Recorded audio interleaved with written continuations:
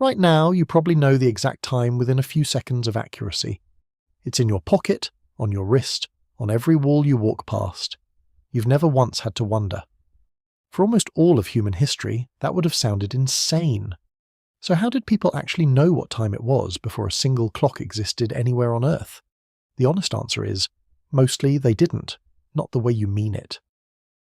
For tens of thousands of years, humans didn't track time in hours and minutes at all. They tracked it in light. Sunrise, midday, sunset. That was the entire system.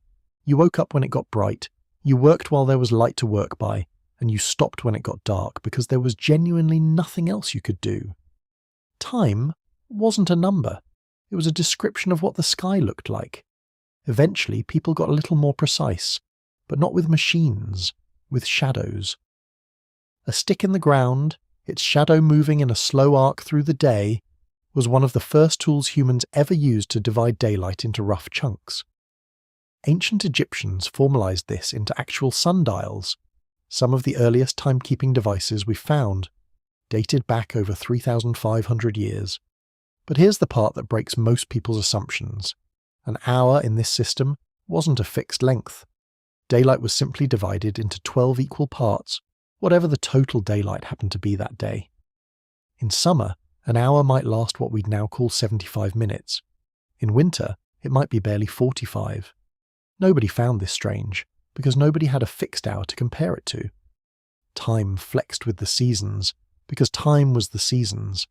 At night, sundials were useless, so people turned to the sky in a different way, the stars. Ancient Egyptian priests tracked specific star patterns rising to mark the hours of night, essentially using the sky as a slow, enormous clock face that rotated once every 24 hours. For ordinary people who weren't astronomers, though, night mostly wasn't divided at all. You slept.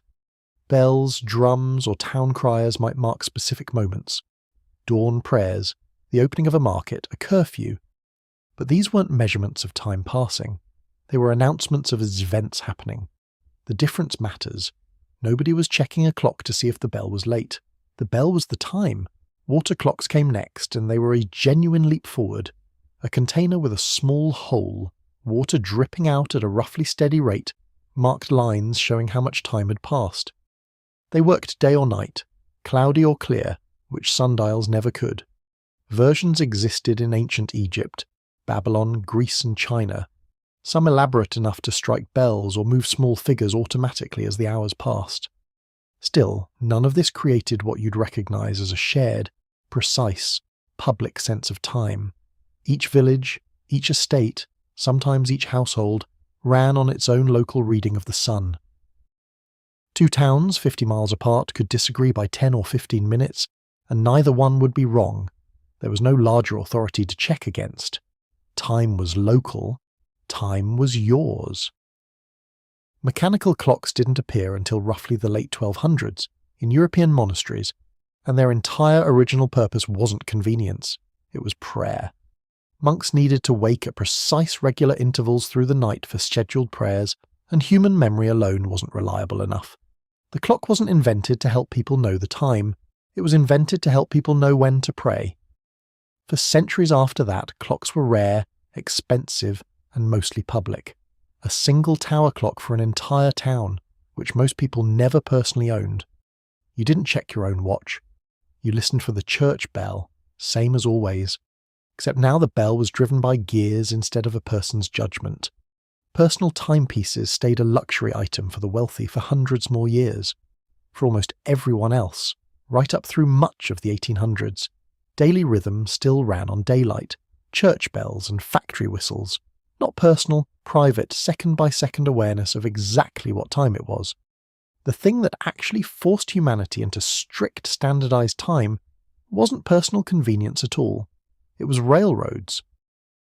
When trains started connecting cities that each ran on their own local sun time, the schedules became a genuine safety hazard.